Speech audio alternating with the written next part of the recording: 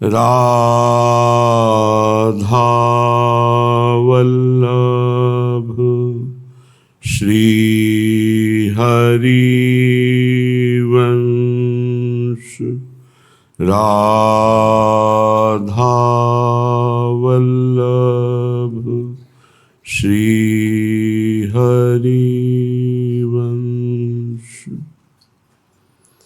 वृंदावनेश्वरी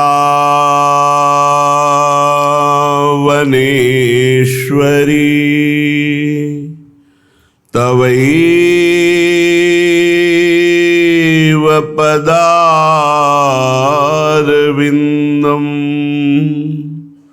प्रेमामृतैकमकरन्द रसौघपूर्णं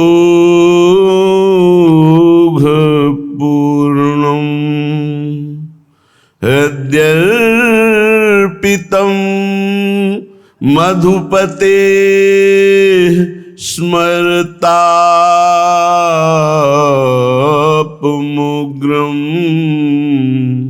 निर्वापयत् परम शीतलमाश्रयामि।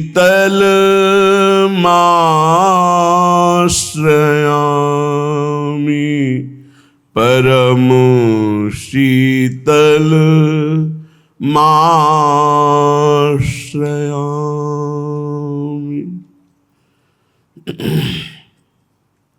प्रिया प्रीतम जी की कृपा से, रसिक जनों की चरण रज के प्रताप से जब हृदय नेत्र खुलते हैं तब उस उपासक की बड़ी अद्भुत दशा होती है। पीछे सत्संग में चर्चा हुई कि 3 नेत्र हैं। एक ये है पंचभूतों से रचित पार्थिव नेत्र, जिनसे केवल माया रचित गुण दोष और पंचभूत रचित जड़ चैतन्य का दर्शन होता है। एक है बुद्धि में ज्ञान नेत्रों का प्रकाशित हो जाना, जिससे सर्वत्र ब्रह्म साक्षात्कार होता है। और एक है हृदय में मानस नेत्रों का खुल जाना, जिससे प्रिया प्रीतम की दिव्य रूप माधुरी और लीला का रसास्वादन होता है। भोरी सखी जी के हृदय नेत्र खुल चुके हैं। क्या दशा होती है जिसके हृदय नेत्र खुल जाते हैं? ही मेरो प्यारी भयो नैना मोहन रूप, नैनाट के ही सो मोहन लालजू। मानो नेत्र जैसे लालजू के प्यासे नेत्र प्रियाजू के रूप में अनशन पर भुज दिए बिलोकत इंदु बदन बिबियोर, करत पान रसमत परस्पर पर लोचन त्रसित चकोर। रूप का पान कर रहे, रस की मत्तता है, पर प्यास बढ़ती चली जा रही है। ऐसे नेत्र हो जाते हैं उस उपासक के, जैसे मोहनलाल के नेत्र प्यारी जू की रूप माधुरी का पान करते हैं। ऐसे रूप माधुरी का पान उपासक करता है। ही मेरो प्यारी भयो नैना मोहन लाल, नैनाट के ही सो तुहित भोरी बेहाल। कैसा कैसा अद्भुत स्वरूप है ये।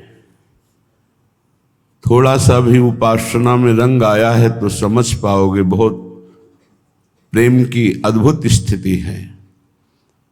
ही के भीतर अरुझे अखियां, बाहर कछु न दिखावे। ही के भीतर श्रवण समावे, बाहर की न सुनावे। उपासक की ऐसी स्थिति होती कि नेत्र बाहरी पार्थिव व्यर्थ हो गए हैं। अब इनमें जो पार्थिव देखने की शक्ति थी वो नष्ट हो गई। अब ही के नेत्र खुले तो इनका ऐसा प्रकाश इन नेत्रों में हुआ, ही के नेत्रों का, कि वो जिधर देखता है वो युगल सरकार के सिवा और कुछ दिखाई ही नहीं देता। जैसे गोपी जनों को केवल श्याम सुंदर दिखाई देते हैं।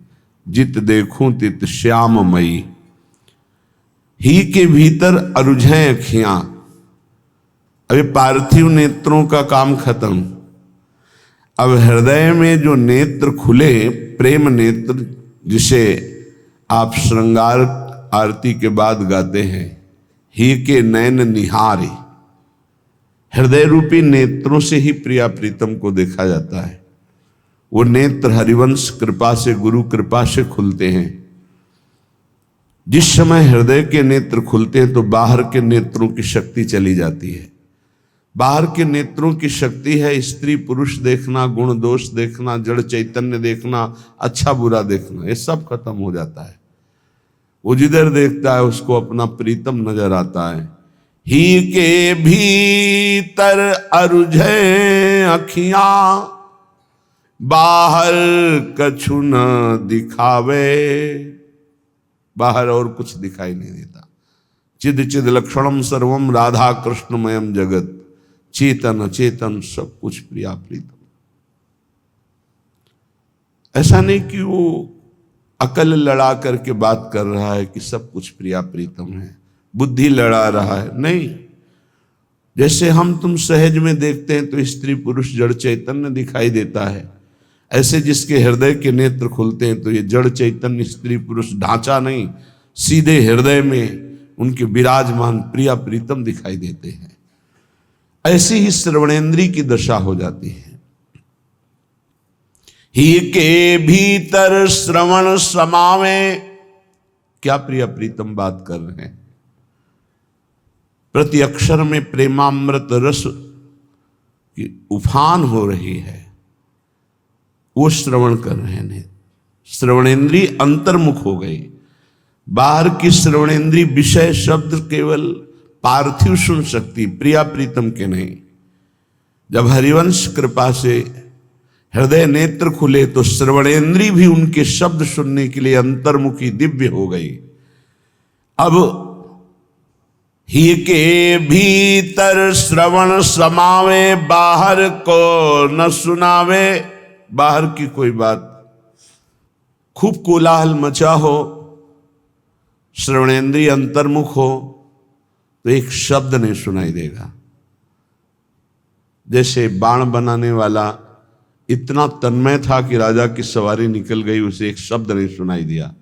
फिर उपासक अपने उपास्य देव में आसक्त चित्त और उसको प्रपंच सुनाई दे, ये तो पाखंड ही है, ये तो दंभ है, अभी उपासना का रंग नहीं है। ही के भीतर श्रवण समावे, बाहर को न सुनावे। सुने न काहू की कही, कहे न अपनी बात। नारायण वा रूप में मगन रहे दिन रात।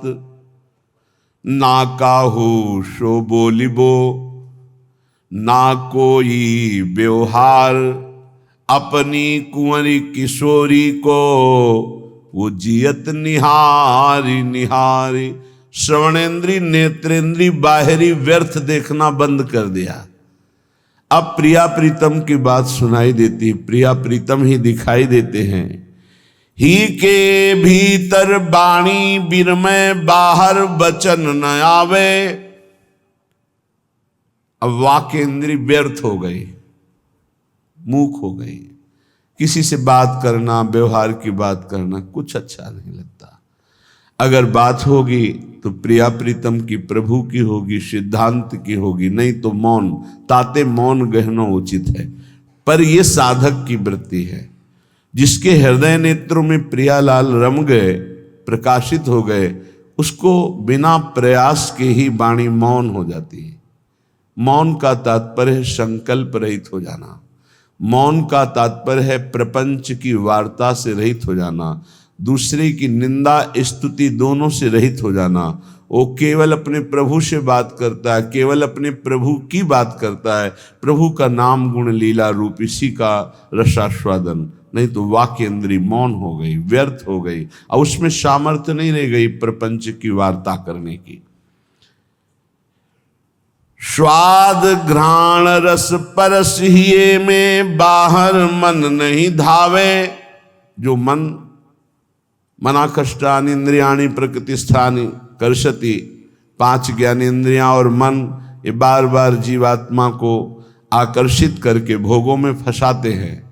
अब बोले रसेंद्री, अब ये तो नाम का ऐसा स्वाद लगा, राधा नाम सुधा रसम रसी तुम जिह्वास तुम्हें विह्वला, अब कुछ पाने की रुचि नहीं रह गई।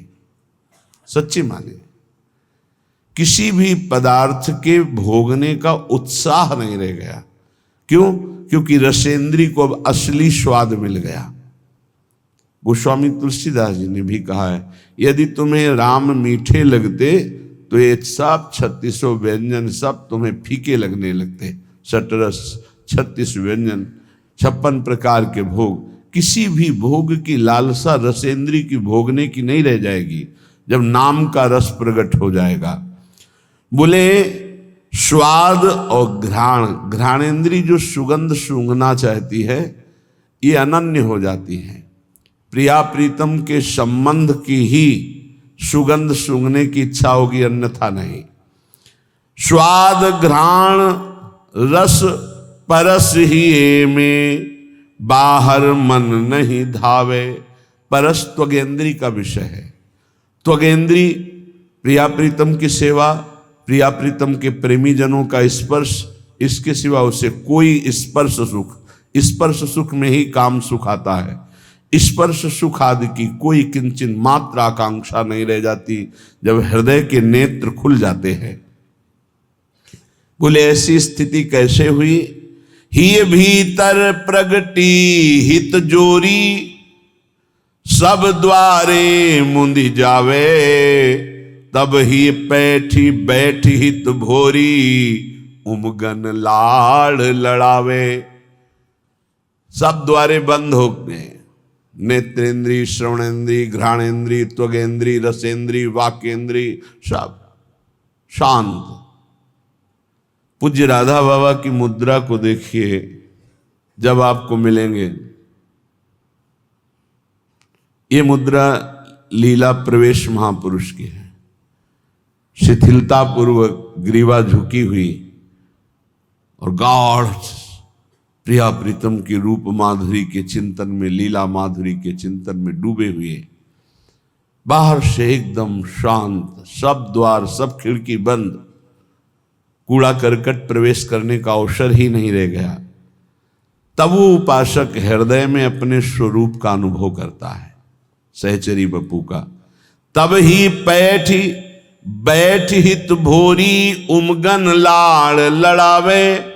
बाहर से ढांचा शांत है या क्रियारत है, कोई फर्क नहीं पड़ता। कर्माणि श्रुति बोधितानि नितराम कुर्वन्तु मां। वो शास्त्र के अनुसार क्रियारत है या बिल्कुल क्रिया का त्यागी शांत बैठा हुआ है, पर उसमें कोई फर्क नहीं पड़ता। या वो विषय सेवन करते देखा जा रहा है या वो महावैराग्य में, कोई फर्क नहीं पड़ता। वो एकांत में बैठा हुआ है या प्रपंची बहिर्मुख पुरुषों के बीच में, कोई फर्क नहीं पड़ता। क्यों? क्योंकि वो अंदर बैठा हुआ हर समय अपने युगल को दुलार करता। कैरवा भाव रहस्य पारगमती, श्री राधिका प्रेयशाह। श्री राधा और उनके प्रिय श्री लालजू महाराज, लाल और लाडली, ये दोनों हृदय में जोरी प्रकट हुई। इसी की लाड़ लड़ाने में उपासक अपने स्वरूप का अनुभव कर सहचरी स्वरूप, और फिर वो दुलार कर रहा है। बोले ही भीतर प्रगटे हित जोरी, सब द्वारे मुंदी जावे। तब ही बैठ हित भोरी, उमगन लाड़ लड़ावे। उपासक देखता है प्रेम ही वृंदावन की लताओं के रूप में है, प्रेम ही यमुना जी के रूप में प्रवाहित हो रहा है।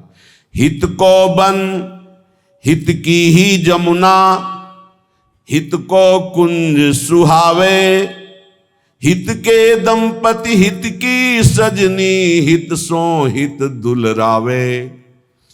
प्रेममय वृंदावन, प्रेममय यमुना, प्रेममय कुंज निकुंज, प्रेममय कुंज महल और प्रिया प्रीतम प्रेम में, प्रेम के खिलौना दो।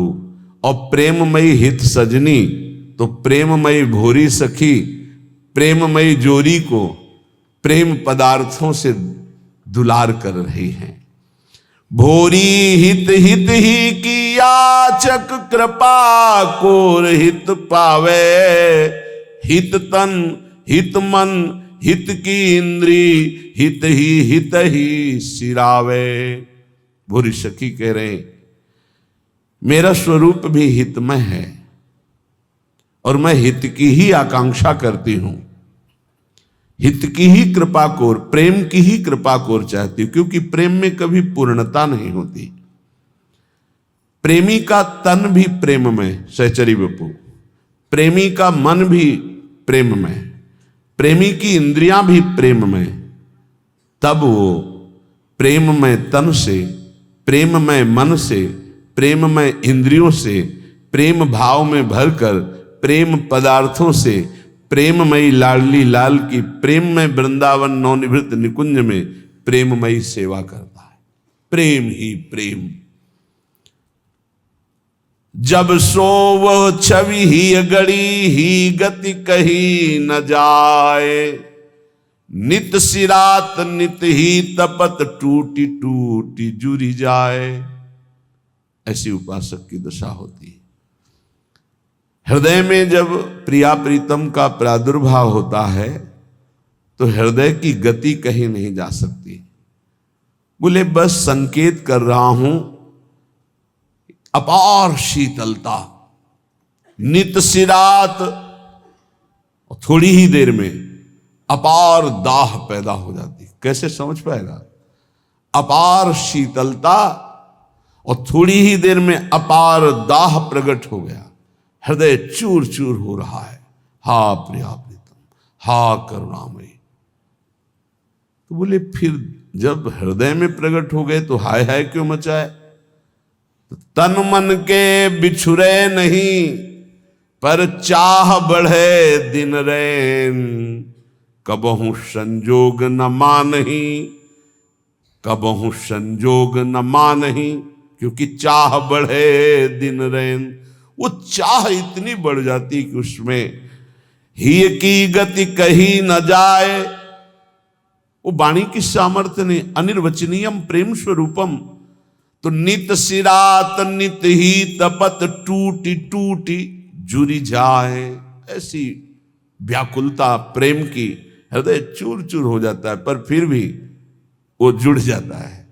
अर्थात बार बार मिलन की प्रबल आकांक्षा मिले हुए भी। ये कौन सी बात कर रहे हो? मिले हुए तो फिर मिलने की आकांक्षा कैसी? बोले यही प्रेम का स्वरूप है। राधे तू मुख चंद्र चकोरिय नैना, लालजू कह रहे। अति आरति अनुरागी लंपट, भूली गई गति पलहू लगैना।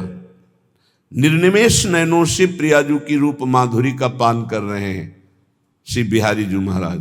राधे तू मुख चंद चकोरिय नैना, ये अति अनुरागी नेत्र हैं, बड़े ही प्रेम लंपट हैं और आर्त हैं। ये इसी रस, रूप रस के पान के लिए व्याकुल हैं।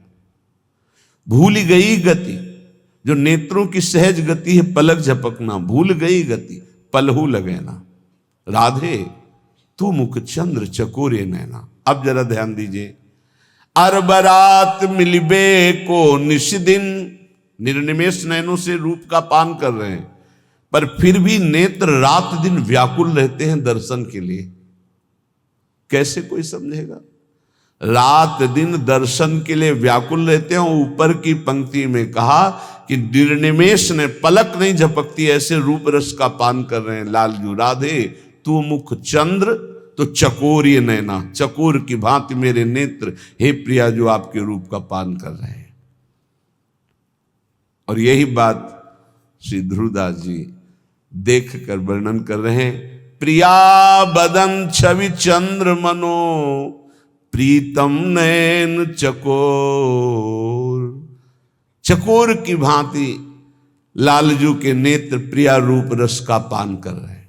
पर बड़ी गूढ़ बात प्रेम की ये है कि अरबरात मिलबे को निस दिन, रात दिन प्रियाजू के रूप रस का पान करने की व्याकुलता बढ़ रही, और निस दिन मिले ही रहे, रात दिन रूप रस का पान कर रहे हैं, फिर भी अनुभव होता है कबहू मिले ना।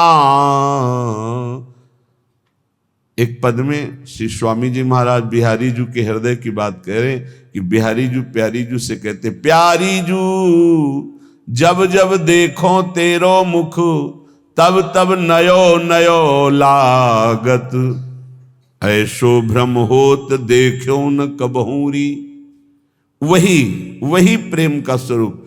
अरबरात मिलबे को निस दिन मिले ही रहत, मनो कबहू मिले ना। बड़ी टेढ़ी बात आप कह रहे हैं। तो भगवत रसिक रसिक की बातें रसिक बिना को समझ सके ना। ये प्रेम रस की बात केवल प्रेम रस में डूबा हुआ रसिक ही समझ सकता है, दूसरा नहीं। तो यहां कह रहे नित सिरात नित ही तपत, टूटी टूटी जुरी जाए। कठिन पीर है प्रेम की, बिरला जाने कोई, जो जाने ते कहे नहीं सहे। देखो मीरा जी जैसे बोली ना कि जो मैं ऐसा जानती कि प्रीति की ये दुख होए, नगर ढिंडोरा पीटती अजी प्रीति न करियो कोई। ये जिस दुख की बात कर रहे हैं मीरा जी, ये परमेष्ठी पद ब्रह्मा के सुख में भी वो सुख नहीं जो प्रेमी को अपने प्रीतम की विरहाग्नि में दुख का अनुभव होता है। उस दुख में जो सुख है वो मोक्ष में भी सुख नहीं है। इसलिए प्रेमी जनों ने विरह में तड़पना मांगा है कि मैं आपकी याद में आंसू बहाता हुआ आपको पुकारता रहूं। बोले कठिन पीर है प्रेम की, बिरला जाने ताहि, जो जाने ते कहे नहीं सहे सराहि सराहि। जय हो प्रभु आपकी जय हो। चाहे बाहरी कष्ट हो या भीतरी पीड़ा हो, कभी शिकवा शिकायत प्रेमी के मुख में नहीं होता। वो प्रेमी नहीं होते, वो देह प्रेमी होते हैं, भोग प्रेमी होते हैं जो प्रभु से याचना करते हैं। प्रेमी प्रभु से याचना नहीं करते हैं। देखो ना, जो जाने ते कहे नहीं सहे। सहना भी कई प्रकार का होता है। एक होता है आप ईश्वर हो, आप जैसा सहाओगे सहना पड़ेगा। एक तो ये सहना है। इसके पहले सहना है कि हमारे कर्म हैं, उनका भोग भोग रहे हैं। दूसरा है कि हमारे कर्म कैसे हो सकते हैं, अब तो हम आपके शरणागत हैं, पर आपका विधान है, अब जैसा सहाना है तो आपको सहाओ। अब ईश्वर हो, आपके ऊपर तो कोई बस है नहीं। एक ये सहना है और एक ये सहना है कि प्यारे आपने जो विधान किया है बहुत मंगल में किया है, आपकी जय हो, आपकी जय हो, तेरा किया मीठा लगे। ये बहुत बड़ी बात है, बहुत बड़ी। ये प्रेमी हृदय बोल, तेरा किया मीठा लगे। आपका ये विधान है ना, तो मुझे करोड़ों सुखों से बढ़कर भी वो दुख प्यारा है जिसमें आपका विधान है। करोड़ों प्रकार की स्वस्थता से भी मुझे वो अस्वस्थता प्रिय है जिसमें आपकी स्मृति, आपका विधान है। वो शीतलता हमारे किसी कार्य की नहीं जिसमें आपका विस्मरण हो जाए, हमारे हृदय में दाह पैदा हो जाए। वो दाह हमारे लिए कोटि शीतलता से बढ़कर है जिसमें आपकी याद, आपकी स्मृति, आपका विधान दिखाई दे।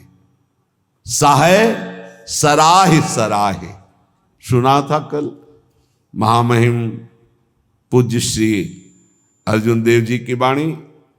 वाह गुरु का किया बड़ा मधुर होता है, बड़ा मधुर लग रहा है, तेरा किया मीठा लागे। और कैसा भयानक कष्ट शरीर में, कैसी प्रताड़ना दी जा रही थी, वो बड़े प्रेम से मुस्कुराते हुए से सह। ये है प्रेमी का हृदय, दूसरे की सामर्थ्य नहीं। ठाकुर हरिदास जी को 22 बाजारों में बाहरी शरीर को पीड़ा पहुंचाई जा रही, कोड़े मारकर हरि बोल के सिवा कुछ नहीं निकला, एक बार भी आह नहीं कहा। बलिहारी है इन महापुरुषों के चरणों में। प्रहलाद जी को भीषण यातना दी गई, एक बार भी शिकायत नहीं की हरि से। मीरा जी को कितनी यातना दी गई, विष पिलाया गया, एक बार भी गिरधर से कहीं शिकायत पद में नहीं मिलेगी आपने मुझे बहुत कष्ट दिया, ऐसा कभी नहीं कहा। क्यों? साहे सराह सराह, जय हो आपकी, जय हो प्यारे आपके विधान की जय हो। आप बड़े मंगलमय हो, बड़े सुखदाता हो। ये दुख जो है महान सुख देने वाला है। जी तो ही ऐसी चाहिए सब ही की सहिले, घट घट में प्रभु रमि रहो उत्तर का को देहि। ऐ भक्त हृदय, प्रेमी हृदय, तुझे ऐसा चाहिए कि तुझे सबकी सह लेना चाहिए, किसी को उत्तर मत दो। कोई तुम्हें गाली दे रहा है, निंदा कर रहा है, अपमान कर रहा है, चुपचाप सह जाओ। क्यों? घट घट में मेरा प्रभु रमा हुआ है, वही मुझे पुष्ट करने के लिए ये अपमान, ये निरादर, ये निंदा आदि की लीलाएं कर रहा है। शांत भाव से सह जाओ, आप महान बन जाओगे। महान वही हुआ जो सह गया, जो सह नहीं गया वही टूट गया, वही विषयी हो जाता है। जी तो ही ऐसी चाहिए सब ही की सहिले, घट घट में प्रभु रमि रहो उत्तर का को दे। कितना सहूं, कितना सहूं, कब तक सहूं? तो बोले एक बार तो मरना ही है ना, मृत्यु तो एक बार आएगी ना, मरने तक सह लो। देखो, तन छुट बेलो हद है सहिले मन धरि धीर। अरे धैर्यवान उपासक, बहुत तो बहुत शरीर ही छूट जाएगा, वो तो एक बार छोड़ना ही है, दो बार तो नहीं छोड़ना, और वो अपने नियत समय पे छूटेगा। चुपचाप सह लो। जैसा लिखा है ऐसा महापुरुषों के जीवन में पाया गया। तन छुट बेलो हद है सहिले मन धरि धीर, क्यों इतनी ममता करे कोटिन छाड़े शरीर। करोड़ों शरीर छोड़ चुके हो, एक बार प्रभु के लिए इस शरीर की ममता छोड़ दो। जैसा विधान हो चुपचाप उसे सहो, देखो उन्नति हो जाएगी, आपकी अध्यात्म उन्नति हो जाएगी। क्यों काहू को बावरो अपनो दुख बताए। गांठ बांध लो, अपनी पीड़ा अपने हृदय की हमारे हृदयेश्वर प्रभु जानते हैं। किसी से भी मत कहो, किसी और के कहने से, वो खुद पीड़ा युक्त है, वो खुद प्रभु के आश्रित है, तुम भी प्रभु के आश्रित हो, क्यों किसी से कहते हो। बुरी सखी कितनी बढ़िया बात बता रहे। क्यों काहू को बावरे अपनो दुख सुनाए। अगर वो बहुत वैष्णव है, भक्त है, तो वह ही में दुख पावई तेरी पीर न जाए। तेरी पीड़ा तो नहीं मिट जाएगी ना, वो और दुखी हो जाएगा। अगर भक्त नहीं तो उपहास करेगा। रही मन मन की मन व्यथा, रखिए मन में गोए। ये सुनी ठलई हैं लोग सब, बांट न ली है कोई। इसलिए अंदर की बात अंदर ही रख के केवल प्रभु, केवल प्रभु। रे मूरख क्यों चतुर बने अरुझत बारंबार। भलो भलो कई छाड़ी दे बहुबातन व्यवहार। कभी कभी उपासक फंस जाता है कि हम दूसरे का कल्याण कर देंगे। अरे मूर्ख मत बन, बहुत प्रवीण है। अरे सब में प्रभु विराजमान है, चर्चा भी करनी है तो प्रभु के सुख के लिए, परमानंदमयी प्रभु के यश गान के लिए। स्वांता सुखाय तुलसी रघुनाथ गाथा, स्वांता सुखाय। हमें भगवान ने यश गाने का अवसर दिया है, हम दूसरे का कल्याण कर दें इतनी सामर्थ्य नहीं। कह रहे हैं रे मूर्ख, ए मूर्खता मत करना, क्यों चतुर बने अरुझत बारंबार। इतनी बार समझाया, इसको समझ में नहीं आता, ऐसा वैसा, ये बहुत दुष्ट है, नीच है। भूल गए कि सामने शिष्य का नाटक करने वाला सिर्फ भगवान ही है, दूसरा कोई नहीं है। सबके अंतःकरण में घट घट व्यापी परमात्मा ही बैठा हुआ है। अय उपासक, भलो भलो कही छाड़ी दे बहुबातन व्यवहार। ये चार लोग तुम्हें बहुत अच्छा कहें, ये व्यवहार में मत उतरो, व्यवहार छोड़ दो। हठ करी पक्ष न रोपिए, नहीं करिए उपदेश, सब सो नम नीचे रहो। ये बहुत बड़ी बात है। अपना कहीं भी किसी भी तरह का अभिमान जागृत न हो, सब सो नम नीचे रहो, छाणी बलप्पन लेस। कोई अपने अंदर बड़प्पन लेस मात्र भी नहीं। अगर कोई अपना पक्ष विजयी हो रहा है कि हम जीत गए इनसे ज्ञान, मौन हो जाओ। हारे को हरि नाम, चुपचाप नाम जप करो, अपना पक्ष रोपिए मत। सब में प्रभु विराजमान है। सब सो नम नीचे रहो, छाणी बड़प्पन लेस। सब ज्ञानी सब ही चतुर, उर पेरक हित चंद। काहे करे सो सब भली, तू न बोल मति मंद। अय उपासक, यदि भगवत प्रेम प्राप्त करना चाहता है तो ऐसा मान सब ज्ञानी सब चतुर हैं, सबको भगवान प्रेरित करते हैं। जो जैसे चल रहा है बढ़िया है, किसी की निंदा नहीं, किसी का अपमान नहीं, किसी का दोष दर्शन नहीं। तू बोल मत, किसी की निंदा मत कर, धैर्य पूर्वक केवल अपने भजन में रहे, फिर तेरे अंदर प्रेम प्रकाशित होगा। कठिन पीर है प्रेम की, बिरला जाने ताहि, और जे जाने ते कहे नहीं, सहे सराही सराही। प्रेम ये जानने में आने वाला विषय नहीं, इसीलिए कभी प्रेमी कोई अनुभव नहीं होता कि मैं प्रेमी हूं, मेरे में प्रेम बढ़ रहा है। अगर ऐसा अनुभव तो अहंकार बढ़ रहा है, प्रेम नहीं। कभी ज्ञानी को ये ज्ञान नहीं होता कि मैं परम ज्ञानी हूं, मैं पूर्ण बोधवान हूं, कभी नहीं होता। और मैं अज्ञानी हूं, मुझे बोध नहीं, ऐसा भी नहीं होता। ना वो ये बोल सकता है कि मुझे पूर्ण बोध हो चुका है, क्योंकि ये किसको बोध हो रहा है? अहंकार को। और ये भी नहीं कहा जा सकता कि मैं अधूरा हूं। ना अधूरा ना पूरा, वही सच्चा पूरा, वैदिक सिद्धांत की बात। ऐसे ही प्रेम में कभी पूर्णिमा नहीं होती। प्रेम सदा बढ़िबो करे, प्रतिक्षण वर्धमानम। ज्यों शशि कला सुबेश, शशि माने चंद्रमा जैसे कि अपनी कलाओं से बढ़ता रहता है। पर या में पूनो नहीं, ताते कबहू न शेष। इसमें कभी पूर्णिमा नहीं होती प्रेम में, ये बढ़ता ही चला जाता है। अब प्रेमी को ये अनुभव नहीं होता कि मेरे में प्रेम है। अगर अनुभव होता है तो अभी अहंकार शेष है, वो अत्यंत दैन्य रहता है, उसको अपने अंदर प्रेम की कमी दिखाई देती है, वो रोता है प्रेम के लिए। जब उपासक अपने आराध्य देव के निरंतर चिंतन में चित्त को डुबोता है, संसार से पूर्ण रूप से उदासीन हो जाता है, तब उसके अंदर की विशुद्ध प्रेम वृत्ति, ममतामयी वृत्ति अपने आराध्य देव में लगती, तभी ये दिव्यता अध्यात्म की उसमें जागृत होती है।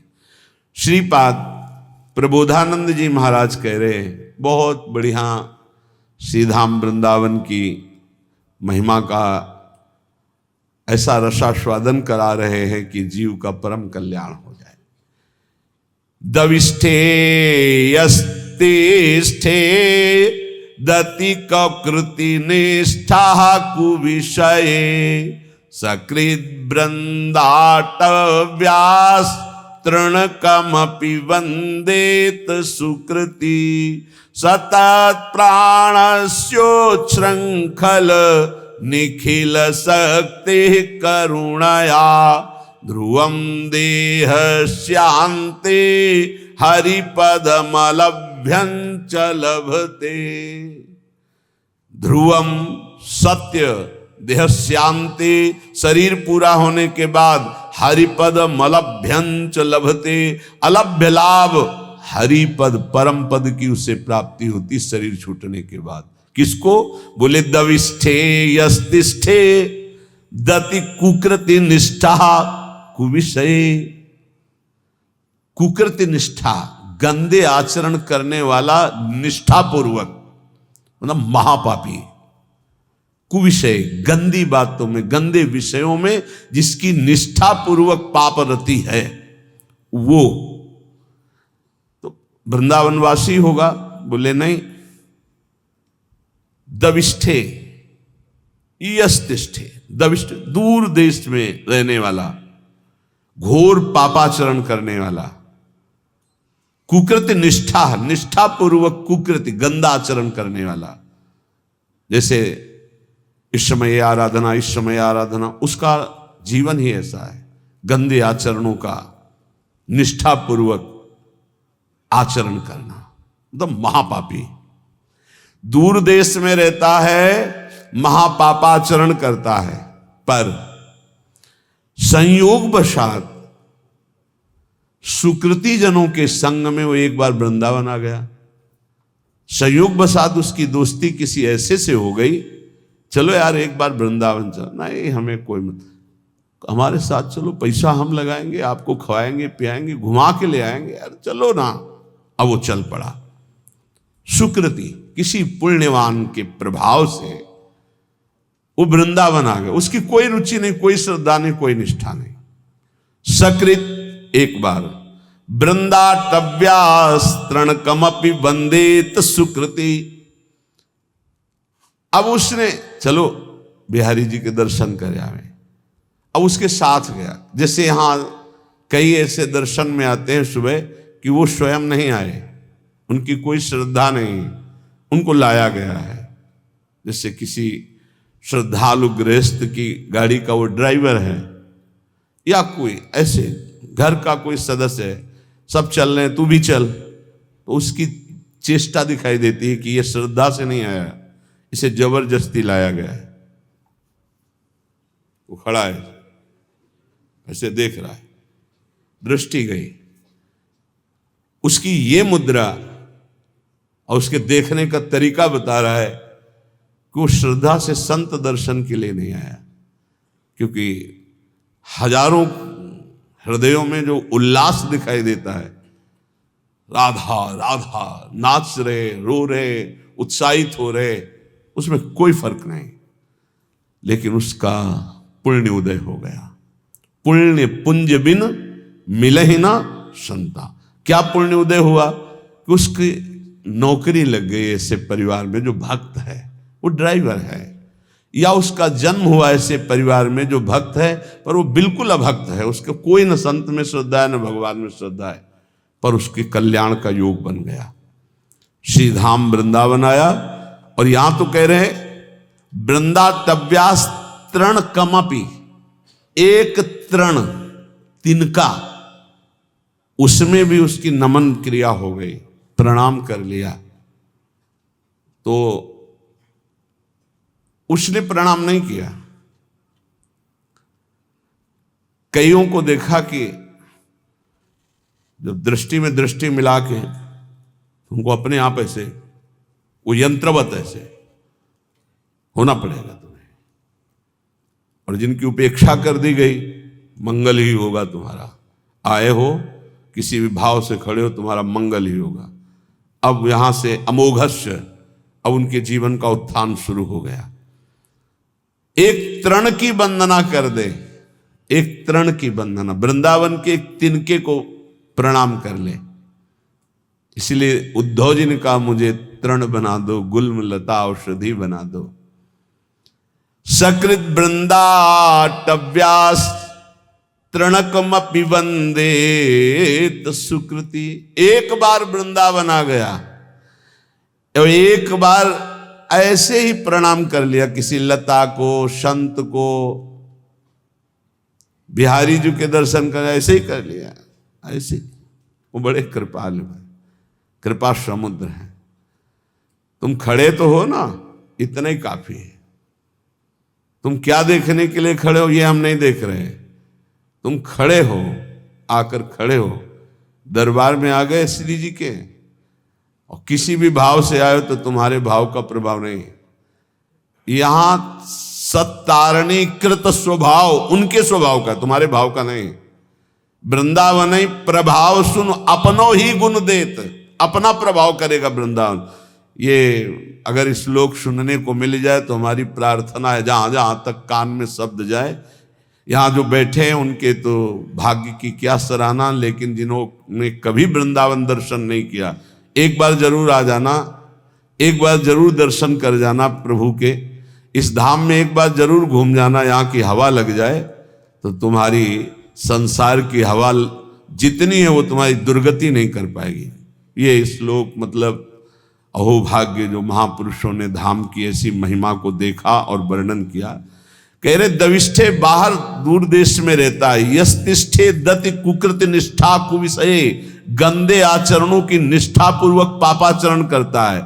और सकृत एक बार किसी सुकृति जन के संग वृंदावन आ गया और वंदे तृणकमपि, एक तृण की, लता की, बिहारी जू की, संत की, ब्रज किसी की भी वंदना कर दी, प्रणाम कर दिया, तो बोले सतत्प्राणस्योच्छृंखल निखिल सकते करुणया ध्रुवम देहस्यांते हरिपदमलभ्यंच लभते। जिनका वृंदावन है वो बहुत करुणामयी है, और अखिल शक्ति संपन्न भगवान उनके चरणों में झुके हुए हैं। हमारी लाडली जू बोले वो अपनी कृपा करती हैं इस धाम में आने वाले के ऊपर।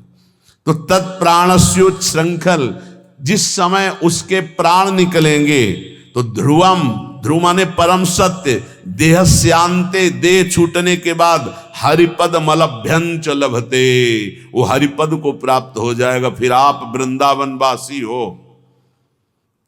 तभी हम कई बार कहा है कि अगर 100-200 बार मोक्ष मुक्ति होती तो आराम से हो जाती, अपने पास इतनी रकम है नहीं। राधाना एक हरिपद कमल अभ्यंच लभते, अलभ्य लाभ उसे हरिपद की प्राप्ति हो जाएगी। घोर पापी यदि एक बार वृंदावन आ जाए, और हमें इस बात पर विश्वास करना चाहिए कि भगवान का नाम, भगवान के रूप, भगवान की लीला, भगवान का धाम ये बड़े महिमामय है। अजामिल जीवन भर पाप किया, अपने बेटे के बहाने उच्चारण किया नारायण, तो परम पद मिल गया ना। ये तो धाम है। यहाँ की रज एक बार लग गई, एक बार प्रणाम कर लिया और फिर वो चला गया। तो निष्ठा पूर्वक पाप करने वाला जब शरीर छोड़ेगा तो सतत्प्राणस्योच्छृंखल निखिल सकते, निखिल शक्तियों के स्वामी भगवान श्री हरि, जिनके अधीन जाके अधीन सदा ही सांवरो, वो करुणया, वो करुणा की मूर्ति लाडली जू कि एक बार वृंदा सखी ने देखा कि धाम की सीमा में प्रवेश हुआ, मेरी लाडली जू का एक कृपा पात्र हो गया। तो अब वो कहीं भी जाके जब शरीर छूटेगा तत्प्राणस्योच्छृंखल, तो करुणया, श्री जी की करुणा से उसका शरीर जब अंत में होगा तो हरिपद मलभ्यंच लभते, अलभ्य लाभ, उसे भगवत प्राप्ति हो जाएगी। कई बार कहा है आप लोगों से कि निश्चिंत रहो, आपका पास बन गया है, आपका पास बन चुका है। क्यों? बोले हमारे माई श्यामा जी को राजी हमारा पास है, हम वृंदावन, प्राण वृंदावन सर। एक बार प्रणाम की बात कही, हमारा तो जीवन वृंदावन है।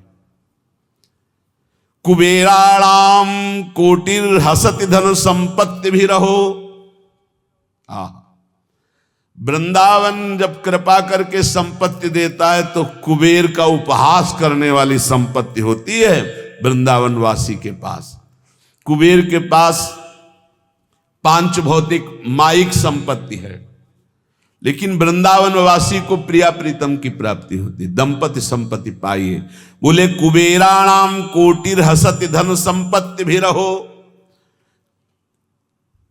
कुबेर एक नहीं, करोड़ करोड़ कुबेर ऐसे भी उपहास के योग्य हो जाते हैं जो वृंदावनवासी को संपत्ति मिलती है।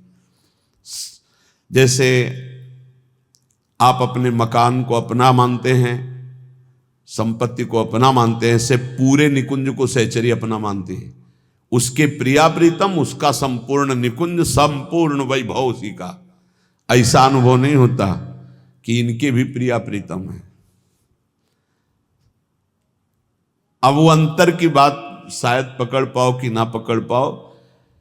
एक ही मन है निकुंज में, दूसरा नहीं है। एक ही मन है, अनंत सहचरियां, एक मन, एक ही वृत्ति है।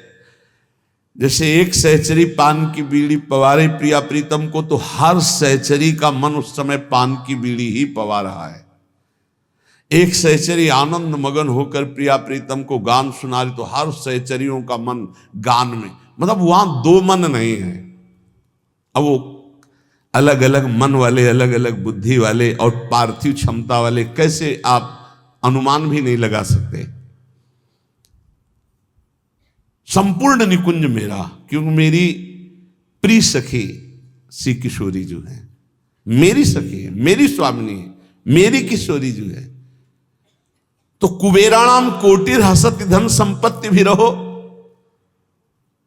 जो दिव्य वृंदावन की, एक बार अकबर सम्राट श्री स्वामी हरिदास जी के दर्शन पाए। उसने सोचा कि कुछ ऐसी सेवा करनी चाहिए जिससे स्वामी जी प्रसन्न हो जाए। स्वामी जी से कहा, स्वामी जी कुछ आज्ञा कीजिए सेवा करने की, प्रबल हमारे अंदर इच्छा है, आप आदेश कीजिए। कहा नहीं, तुम्हारी सेवा की कोई आवश्यकता नहीं। स्वामी जी प्रार्थना है, कोई सेवा तो बता दी। तुमका तुम सेवा करने लायक ही नहीं हो। तो उसने कहा ऐसा क्यों? बोले तुम्हारे पास संपत्ति ही नहीं कि सेवा कर सको। तो तानसेन की तरफ देखा कि बता दो कि सम्राट हैं, बादशाह हूं। स्वामी जी का मुझे पता है, लेकिन तुम्हारे पास संपत्ति नहीं है। उनका आप आदेश तक कीजिए। तो उनका लिवा जाओ, इनको केसी घाट की एक सीढ़ी टूटी हुई है, उसको बनवा दो। एक सीढ़ी? बोले जाओ तो तुम।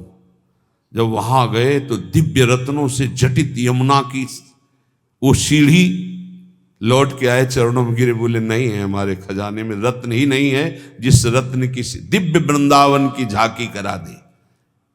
इसीलिए जो भक्त नामावली गान करते हैं तो भगवत रसिक जी ने इसीलिए उसको, कि उसको सौभाग्य मिल गया स्वामी जी की कृपा से, स्वामी श्री हरिदास जी का दर्शन और उनकी कृपा से दिव्य वृंदावन की झांकी। क्योंकि ललिता जी के साक्षात स्वरूप हैं। कांप गया और लौट के आया कि स्वामी जी परम सत्य बात है, मैं सीढ़ी का कोना भी नहीं बना सकता, क्योंकि जिन रत्नों से सीढ़ी बनी हुई है वो रत्न ही नहीं हमारे पास। तो क्या कह रहे? कुबेराणाम कोटिर हसति धन संपत्ति भी रहो। जो वृंदावन वासी श्यामा श्याम के उपासी को वैभव मिलता है, करोड़ों कुबेरों का उपहास करने वाला वैभव होता है। अर्थात करोड़ों कुबेर भी उसकी समानता नहीं कर सकते। तिरस्कुर्याद्वर्यानपि सुरगुरून् बुद्धि विभवई। जो वृंदावन उपासी है उसको ऐसी बुद्धि प्राप्त होती कि बृहस्पति जी का उपहास हो जाए। बृहस्पति जी की भी क्षमता नहीं। जो वृंदावन वासी की बुद्धि में प्रवीणता आती। क्या प्रवीणता आती? बृहस्पति जी देवगुरु हैं, लेकिन वो वहां से ये नहीं देख सकते कि प्रिया प्रीतम के मन में क्या चल रहा है। और वृंदावन वासी राधा उपासी मन मन की रुचि जानी नेह विधि अनुसरे।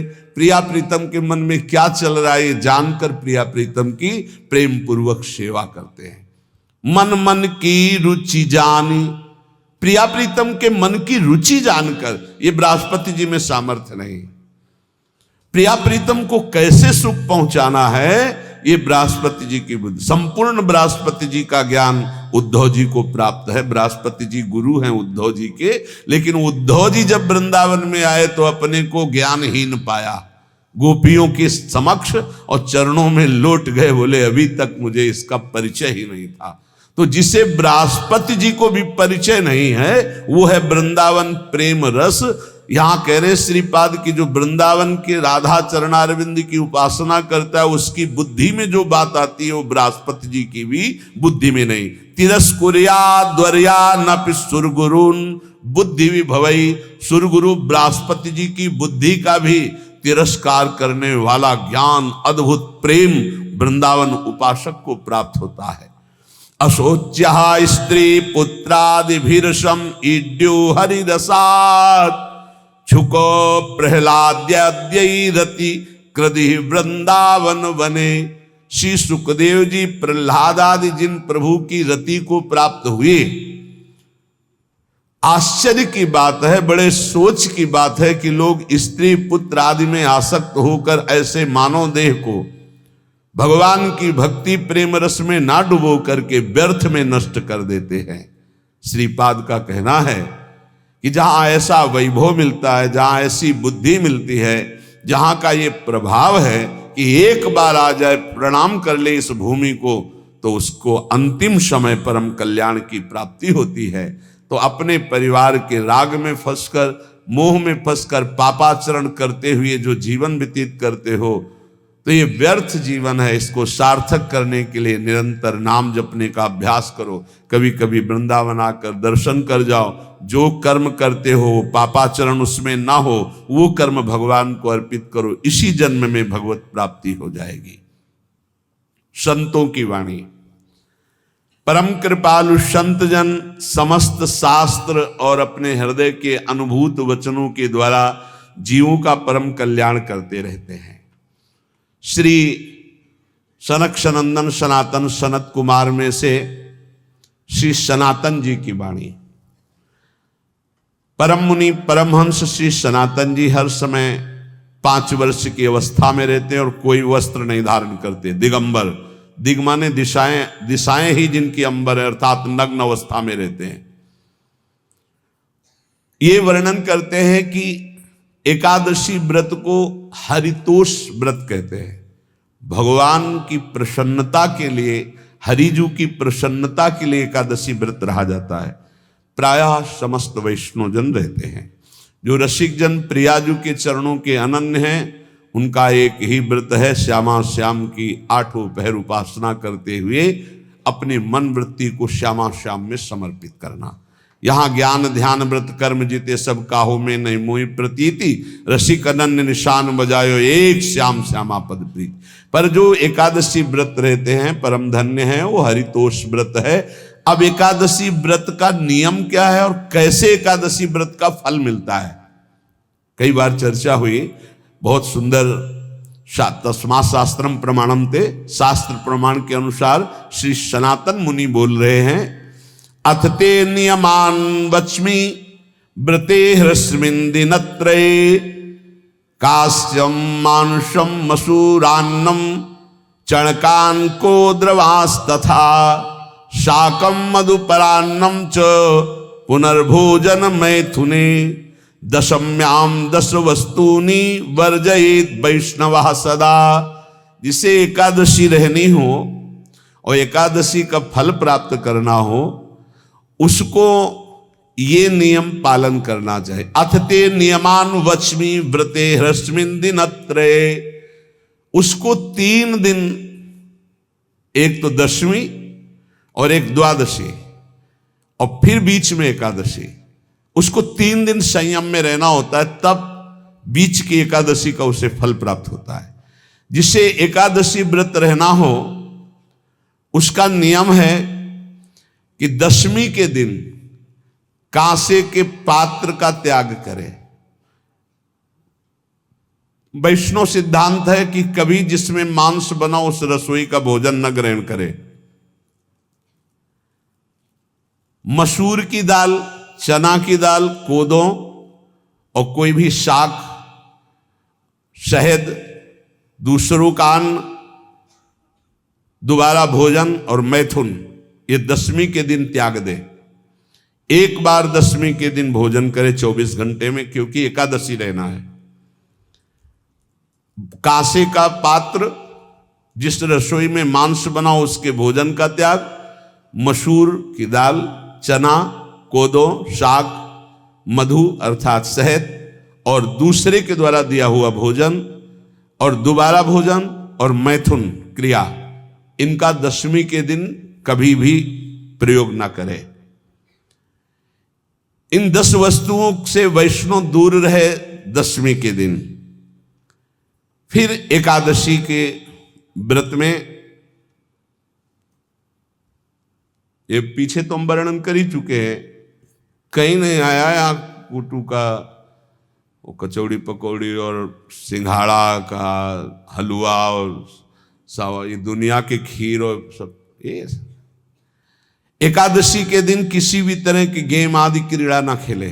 जैसे अब आज व्रत है तो बैठे हैं अपना मोबाइल में गेम खेल रहे हैं, ऐसा कोई भी क्रीड़ा नहीं। द्वैत क्रीड़ा, किसी भी तरह का गेम, ये सब खेल नहीं।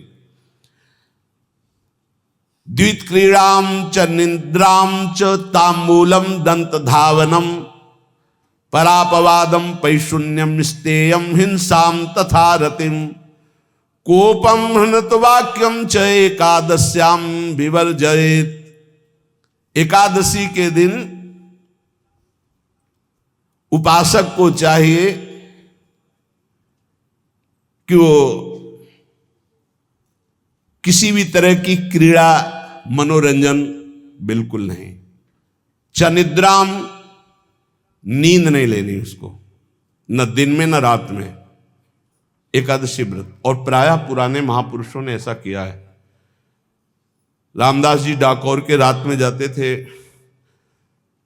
रणछोड़ भगवान के यहाँ कीर्तन करते थे जाकर। तभी तो भगवान उनके कीर्तन पर, उनकी भक्ति पर रीझ कर गाड़ी में बैठकर उनके साथ आए थे। पूरी रात जगकर कीर्तन करना, और दिन में तो सोना ही निषेध है। द्वैत क्रीड़ाम च निद्राम च तांबूलम,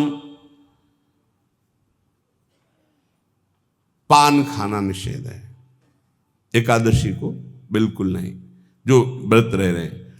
और दंत धावनम, वृक्ष से तोड़कर जो दतून की जाती एकादशी के दिन नहीं।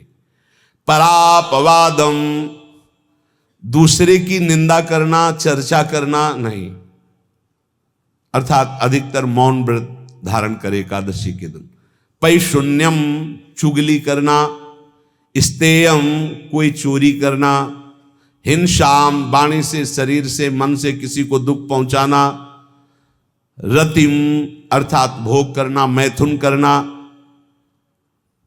कोपम, किसी के ऊपर गुस्सा करना। अनत वाक्यम, झूठ बोलना। एकादश्याम विवर्जयेत, एकादशी के दिन ये नहीं करना चाहिए। एकादशी को एक बार कुछ फलाहार शुद्ध, अगर आपके पास कोई व्यवस्था नहीं तो थोड़ा दूध है, जल है, ऐसे आप लेकर, या थोड़ा सा फल ले लिया, थोड़ा सा फल लेकर के प्राण पोषण, एक दिन में मर नहीं जाओगे। कितने तो निर्जला एकादशी रहते हैं, हर एकादशी निर्जला। पूज्य श्री मथुरादास जी निर्जला ही रहते थे हर एकादशी। चलो भैया, आपकी सामर्थ्य नहीं तो जल 2-4 बार ले लो, एक बार थोड़ा सा दूध और फल ले लो, चल जाएगा काम, प्राणों का पोषण हो जाएगा। ये आचरण न करे, एक बार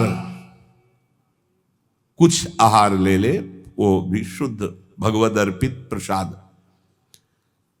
फिर द्वादशी को काश्यम मांसम सुराम छौद्रम तैलम वितथ भाषणम व्यायामम च प्रवासम च पुनर्भोजन मैथुने अस्पृश्य स्पर्श मासूरे द्वादश्याम द्वादश त्यजेत। कांस के पात्र में द्वादशी को भी भोजन न पावे। जिस रसोई में मांस बनाओ उसमें आहार न ले। किसी भी तरह का नशा द्वादशी को न करे। शहद न पाए, तेल के बने पदार्थ न पाए, मिथ्या भाषण न करे और बहुत शरीर का व्यायाम ना करे, बहुत थकावट वाले कार्य ना करे, दोबारा भोजन न करे, एक बार द्वादशी को भी भोजन पवित्र, मैथुन न करे, जिसका स्पर्श नहीं किया जाता ऐसे पदार्थों का स्पर्श न करे, और मसूर की दाल न खाए। द्वादशी को जो इन नियमों का पालन करता है, दशमी द्वादशी ऐसे और एकादशी ऐसे, तब उसे एकादशी व्रत का फल प्राप्त होता है। जो इस पद्धति से एकादशी, ये जो मनमानी है सब नहीं, हर पदार्थ मिल जाएगा आपको फलाहार में, हर पदार्थ हमको बताया गया कि आपको जो चाहो सब पदार्थ फलाहार का। अरे भाई, हरितोष व्रत है तो हरि प्रसन्नता के लिए एक दिन भूखे रहने बहुत आनंद आता है। पहले भगवत कृपा से ऐसी गंगा जल पी करके कुछ दिन, फिर कभी कभी निर्जला एकादशी का भी आनंद। बड़े संन्यास मार्ग में थे तो बड़े संयम से सब शास्त्रीय पद्धतियों का निर्वाह होता था। उपासक को चाहिए कि इन नियमों से व्रत का अनुष्ठान करे, मनमानी आचरण न करे। सबसे प्रार्थना जो एकादशी रहते हो, हरितोष व्रत इसे कहते हैं, भगवान की प्रसन्नता के लिए रहा जाता है, रहना चाहिए। जो अपनी आचार्य परंपरा में हैं, जैसे जिनका सिद्धांत है, पर रहने का सिद्धांत ये श्री सनत कुमार जी वर्णन, श्री सनक जी महाराज, ये सनत कुमार जी वर्णन की। सनक जी महाराज कह रहे हैं, यदि भगवान का आश्रय नहीं, सत्संग नहीं है, तो इन चार में से एक हो तो नाश कर देता, फिर चारों हो तो सर्वनाश हो जाता है। यौवनम धन संपत्ति प्रभुत्व विवेकता एकैपमप्यनर्थाय किमु यत्र चतुष्टयम। यदि सत्संग नहीं है, यदि भगवद आश्रय नहीं है, और खूब धन हो, जवान अवस्था हो, और बढ़िया पद मिला हो, प्रभुत्व चलता हो, और अज्ञान हो, फिर क्या कहना है? बोले ये चारों जहां मौजूद होते हैं वहां सर्वनाश का खेल शुरू हो जाता है। अगर इनमें से एक हो तो सर्वनाश करने में पर्याप्त है, और अगर चारों हो तो फिर क्या कहना है? यौवनम जवान हो, धन संपत्ति खूब रुपया पैसा हो, प्रभुत्व कोई पद हो, कोई अधिकार हो बड़ा, फिर अविवेकता और अज्ञानी हो, तो बोले एक नाश कर देगा, फिर चारों तो नाश ही कर देंगे। अगर सत्संगी है तो ये चारों महान कार्य कर देंगे। क्या यौवनम जवान है, खूब दूसरों की सेवा, मेहनत पूर्वक धन संपत्ति कमाकर माता पिता की सेवा, परिवार की सेवा। हे ये माता पिता, हमारा वेद कहता है मातृ देवो भव, तैत्तरीयोपनिषद, मातृ देवो भव, पितृ देवो भव, आचार्य देवो भव, अतिथि देवो भव, यान्य नवद्यानि कर्माणि तानि सेवितव्यानि नो इतराणि, यान्यस्माकः सुचरितानि तानि तोयोपास्यानि नो इतराणि, ये के चास्माच्छेयाः सो ब्राह्मणाः तेषां त्वया स्नेन प्रश्वसितव्यम, श्रद्धया देयम, अश्रद्धया देयम, श्रिया देयम, ह्रिया देयम, भिया देयम, संविदा देयम।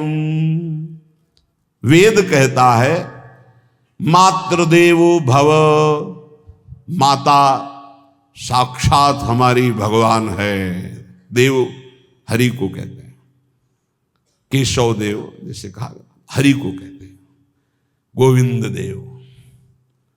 मातृ देव, माता भगवान है। ए धिक्कार है उन पुत्रों को जो अपने माता के द्वारा पोषित किए हुए शरीर से हाथ उठाते हैं अपने माता पिता के ऊपर। नरक में तुम्हारी जो दुर्दशा होगी भोगोगे। एक हमको दिखाया गया दृश्य कि अपनी माता की कोख में लात मारता है, थप्पड़ मारता है, पिता बैठा है उसको लात मारता है, थप्पड़ मारता है, बाल घसीट कर गेट तक माता को ले जाता है। अब इनकी जो दुर्दशा होगी ये बोल नहीं पाएंगे, बता नहीं पाएंगे। ऐसी जगह मारा जाता है कि बस तलक्षते रहो, कुछ कह नहीं सकते, घोर नरकों की प्राप्ति होती। वेद कहता, तैत्तिरीयोपनिषद, मातृ देवो भव, ध्यान से सुन लो, सत्संग है, ये माता साक्षात भगवान है। अगर तुमने मारा वाह भर करके इसके आंसू गिरे तो आज जितने आंसुओं की बूंद से भूमि के कण भींजेंगे उतने कल्प तक नरक भोगोगे, ध्यान रखना। तुम्हारा कभी यश, कभी कीर्ति, कभी श्री, कभी हिरी, ये कभी तुम्हारे उदय नहीं हो सकती। तुम्हारा सर्वनाश हो जाएगा अगर मां पे हाथ उठाया। पितृदेवो भव, पिता साक्षात भगवान है। देखो भगवान अवतरित हुए तो प्रात काल उठ कै रघुनाथा, मातु पिता गुरु नावहि माथा। आचार्य देवो भव, माता साक्षात भगवान है, पिता साक्षात भगवान है, आचार्य गुरुदेव साक्षात भगवान है। जो अपनी माता को, अपने पिता को दुख देता है, अपने गुरुदेव की अवहेलना करता है, उसका कभी मंगल हो सकता है? वो कभी सुख प्राप्त कर सकता है? वेद कहता है जो निर्दोष कर्म करते हुए धन कमाकर, कैसा कर्म? निर्दोष कर्म करते हुए धन कमाता है और उस धन से अपने बूढ़े माता पिता और गुरुजनों की सेवा करता है, जीवन धन्य है। धिक्कार है उस पुत्र को, धिक्कार उस जवानी को, धिक्कार है उस धन को, धिक्कार उस बुद्धि को जिसको ये सब प्राप्त होने पर भी अपने बूढ़े माता पिता को दर दर के भटकने के लिए विवश कर देते हैं, जो अपने बूढ़े माता पिता को कष्ट देते हैं। जहां वेद कह रहा है मातृ देवो भव, पितृ देवो भव, आचार्य देवो भव, अतिथि देवो भव, चारे बातें कही, अतिथि देवो भव। अगर बिना परिचय के कोई आ गया, कह रहा भूखा हूं, भोजन पवा दो, भगवान पधारे हैं, हम कह रहे मत अंदर आने दो, गेट के बाहर पवा दो, तुम्हारा संशय, पर उसे भूखा मत जाने दो। अतिथि देवो भव। जो निर्दोष कर्म करके अर्थ कमाकर अपने माता पिता गुरुजनों की सेवा करता है, उसी का जीवन धन है। पशुवत आचरण, मनुष्य शरीर प्राप्त करके राक्षस आचरण, राक्षसों की यही पहचान होती है। मां नहीं मातु, पिता नहीं देवा, साधुन ते करवा वही सेवा। तुम्हारे जो पुण्य है ना सब भस्म हो जाएंगे, आप खिलवाड़ मत समझो। वो विरक्त है, भले तुम्हें नौजवान दिखाई दे रहा है, वो शरणागत है। जो आचार्य ने मंत्र दिया वही गुरु परंपरा से चला रहा, वही मंत्र उसमें। आप उसको बोल रहे हमारे लिए कुर्सी डालो, पैंट शर्ट पहने हो, कुर्सी डाल। हाँ, आप असमर्थ हो तो हाथ जोड़कर प्रार्थना कीजिए कि बैठने में हमारी टांग टूट गई है, हम बैठ नहीं पा रहे हैं, क्या व्यवस्था हो सकती है क्या? याचना इस कोटि की। आदेश, बाबा जरा कुर्सी लाना, बाबा तो कुर्सी रख देंगे, आप उनको तुम भिक्षुक समझते हो, सारे सुकृत तुम्हारे नष्ट हो जाएं। ये जो संतों के द्वारा दिए हुए आसन में ये अयोग्य पुरुष बैठ जाते हैं ना, इनके सारे सुकृत नष्ट हो जाते हैं। ये क्या समझते हैं? तुरंत आसन दिया जाता है किसी भी, आओ आसन को प्रणाम करके समेट कर रख दो। अगर आसन में बैठने की योग्यता रही, आसन में बैठने की योग्यता उसकी मानी जाती है जो सामने बैठा है, उस स्थिति का हो या उससे श्रेष्ठ हो। बहुत होश में ये बातें सत्संग में ही मिलती है और अन्यत्र नहीं मिलती। आसन बिछाने का मतलब तुम कोई महान नहीं हो गए हो, अपने में दैन्यता नहीं तो वैष्णव किस बात के? आसन ग्रहण वैसे ही बिछा हुआ है, उसके ऊपर आसन लगा हुआ है गुरुजनों के लिए, श्रेष्ठ जनों के लिए। आप आसन में बैठने के अधिकारी हैं।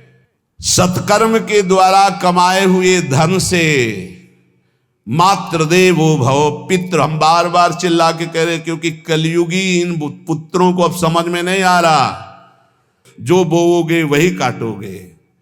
अगर आप अपने पुत्रों को सत अध्यात्म की शिक्षा देंगे और स्वयं अध्यात्म से चलेंगे तो तुम्हारा बुढ़ापा ठीक से जाएगा नहीं। बुढ़ापा बहुत मुश्किल से कटता है, बहुत मुश्किल से। हाँ, हमें कई दृश्य देखने को मिलते हैं।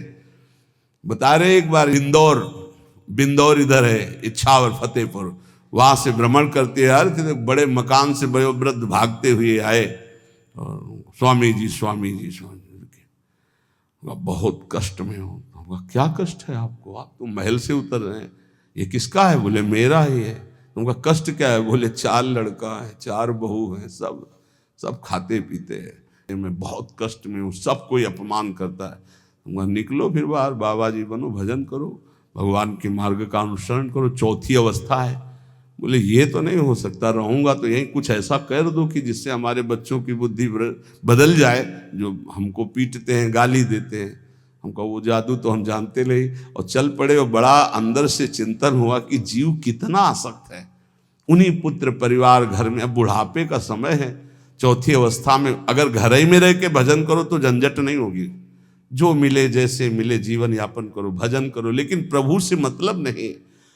तो जितने भी जवान भाई बहन सुन रहे हैं, आप अपने माता पिता को, यहाँ हमारा वेद कहता है मातृ देवो हो, माता भगवान है, पितृ देवो हो, पिता हमारा भगवान है। धर्म के द्वारा कमाए हुए धन से माता पिता की सेवा करो। दूसरे दोष युक्त कर्मों का कभी आचरण मत करो। यन्यस्माकं सुचरितानि तानि तोयो पापाश्यानि नो इतराणि। सुंदर आचरण करो जो महापुरुषों के द्वारा विधान किए गए हैं, पाप आचरण कभी मत करो। हमारे आचरणों में से एक भी ऐसा आचरण नहीं होना चाहिए जो दूसरे को दुखी करके धन संपत्ति लेने वाला हो। वेद कहता है पापाचरण किया और आपको गड्डी पकड़ा दी, आप निर्दोष को दंड दे दिए और दोषी को धन के कारण मुक्त कर दिए। अब आपके परिवार में जो तांडव मचेगा वो झेल नहीं पाओगे, चाहे कोई भी हो। बहुत ध्यान से सुनना, ये सत्संग है, ये शास्त्र है। जो अधर्म पूर्वक दूसरे के द्वारा दिए हुए धन से गलत निर्णय करता है, दोषी को मुक्त करता है और निर्दोष को दंड देता है, उसको दुखिया को न सताइए, दुखिया देगा रोए। जब दुखिया के मुखिया सुने तब तेरी गति क्या होए। मर्सरीज गाड़ी में भून जाओगे भुट्टे की तरह अंदर, कोई सांस लेने की जगह नहीं मिलेगी। कैसे? आगे से गाड़ी में किसी कारण आग लग गई, चलती गाड़ी में। अब आजकल सब रिमोट का सिस्टम होता है, वो तार जल गए जिनसे गेट खोला जाता है। अब गेट लाख लोग हैं आसपास, कोशिश कर रहे हैं, न गेट खुल रहा है, न शीशा तोड़ा, भम मचा हुआ है। चीखते हुए अंदर एक एक परिवार का सदस्य भस्म हो रहा है। क्यों? किसी के परिवार को उजाड़ा तुमने, किसी के निर्दोष की तुमने दंड विधान किए हैं, पापाचरण किए, वो भोगना पड़ेगा। इसीलिए बार बार तुम्हें भयावह शब्दों से कहते हैं, कोई तुम्हें दंड नहीं देगा, तुम्हारे कर्म हर समय तुम्हारी खोपड़ी में सवार हो, वही तुम्हें दंड देंगे। इसलिए हमारा वेद कहता है यन्यस्माकः सुचरितानि तानि तोयो पापास्यानि नो इतराणि। जिसमें महापुरुष विधान किए हैं कि ये आचरण करो वो सुकृत है, और जिसे मना करते ऐसे पापाचरण मत करो, कभी दूसरे का अहित मत करो। जो कोई भी हमसे श्रेष्ठ गुरुजन है उनका आदर करो, उनको आसन दो, उनको विविध पदार्थों से सुख पहुंचाओ, विश्राम कर लेने के बाद वार्ता करो। श्रद्धा पूर्वक माता पिता गुरुजन अतिथि इनकी सेवा करना परम धर्म है। अश्रद्धा पूर्वक इनको कभी मत बर्ताव करो। बोलना, भोजन ले, बूढ़े जनों को ऐसे देखा है, ऐसे बड़ा कर लो, तुम्हारी भी बुढ़ापा आएगी, पता नहीं आ पाएगी कि नहीं आ पाएगी। अगर आएगी तो बहुत बढ़िया आएगी, तुम्हें ऐसे सताएगी कि आप देख लेना। बहुत हमारा हृदय इस बात से पीड़ित हो जाता है कि मां के प्रति ऐसा बर्ताव, जिस मां ने इतना पिता की क्षमता से हजारों गुना बढ़कर माता का प्यार होता है। ऐसे माता को, ऐसे पिता को हमें तो लगता है रोज चरण धो के पीना चाहिए। भगवान साक्षात इनमें विराजमान है। भगवान सच्ची कहता हो, जो अपने माता पिता को त्रास देते हैं, भगवान भी रक्षा नहीं करेंगे, कोई दान पुण्य तुम्हारा काम नहीं आएगा। क्योंकि ऐसे महामहिम पूज्य माता पिता के प्रति आप ऐसा देखो। प्रार्थना करते, चाहे गाली बकने वाले, गुस्सा करने वाले माता पिता हों, यदि वो चल नहीं पाते, वयोवृद्ध है, तो भगवान की तरह पूजा करो, उनके व्यवहार को मत देखो, तुम्हारा काम बन जाएगा, उनका आशीर्वाद आपको मिल जाएगा। आर्थिक स्थिति के अनुसार अतिथि की सेवा करो, गुरुजनों की सेवा करो, भय से भी युक्त होकर सेवा करो। अधिकार है माता पिता का, गुरुजनों का, यदि आप सेवा नहीं करोगे तो अपराध लगेगा।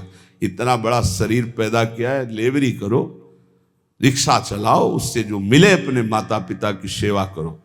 तो यहां कह रहे कि ये चार अगर आपके पास हैं, इनका सदुपयोग नहीं हो, यौवनम धन संपत्ति प्रभुत्वम अविवेकता एकैपमप्यनर्थायम किमु यत्र चतुष्टयम। यदि धन है, जवानी है, आपका प्रभुत्व चलता है, बड़े पद में हो और अज्ञानी हो, एक तो सर्वनाश कर देता है, फिर चारों हो तो सर्वनाश पक्का। और यदि कहीं भगवान का आश्रय मिल जाए, संत जनों, तो ये परम मंगलदायक है। अविवेक विवेक में बदल जाता है। जो धन है, इसकी तीन गतियां बताई गई हैं। दान भोग विनाशश्च रायः स्युर्गतस्त्रिधा। तीन गति होती है, एक दान और एक स्वयं भोग करना, और अगर नहीं किया तो सर्वनाश, वो नाश को ही प्राप्त हो जाएगा। गांव के कंजूस जनों के धन दीवालों में निकलते हैं, मटकी में बंद बंद करके दीवाल में पैक कर दिया और मर गए। अब दीवाल में नहीं, अब लॉकर में है, बैंक में है। कितने हैं? बोले इतने करोड़। कभी ना तो धर्म किया ना दान किया, कंजूस रात दिन उन्हीं रुपए का चिंतन किया, मर गए। एक रुपए का भी कभी सतमार्ग में प्रयोग नहीं किया।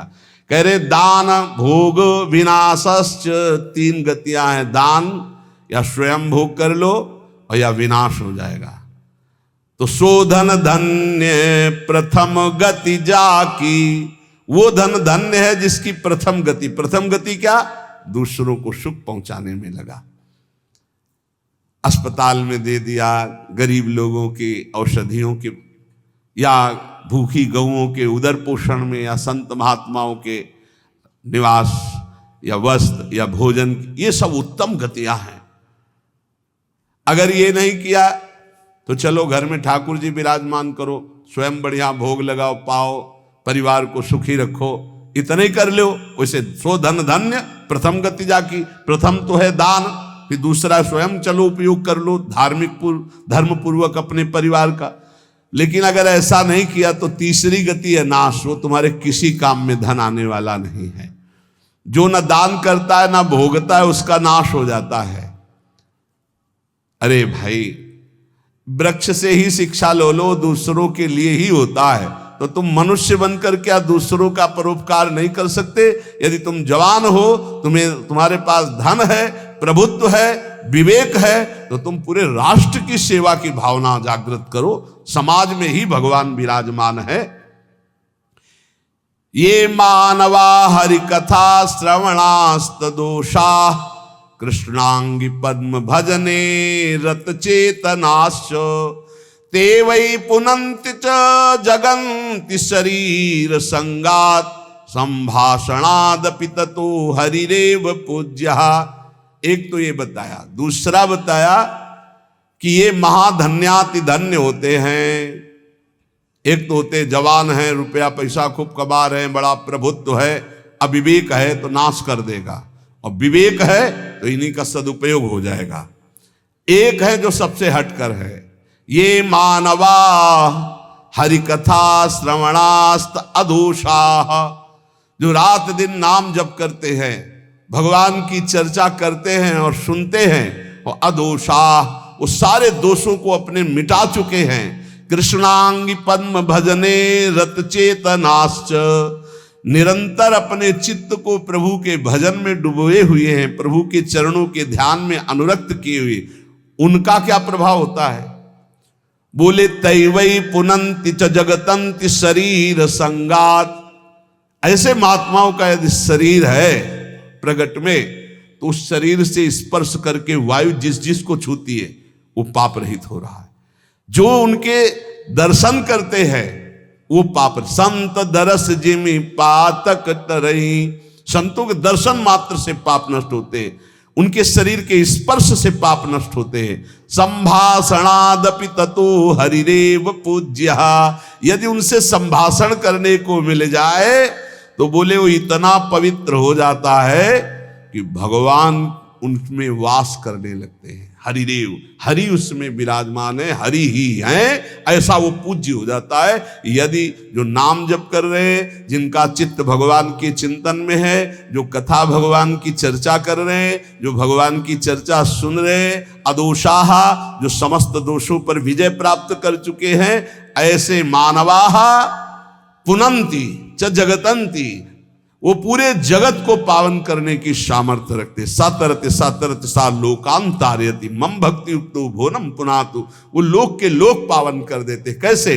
उनके शरीर से स्पर्श की हुई वायु दूसरों के पापों का नष्ट, उनका दर्शन दूसरों के पापों का नाश, उनका संभाषण दूसरों के पापों का नाश।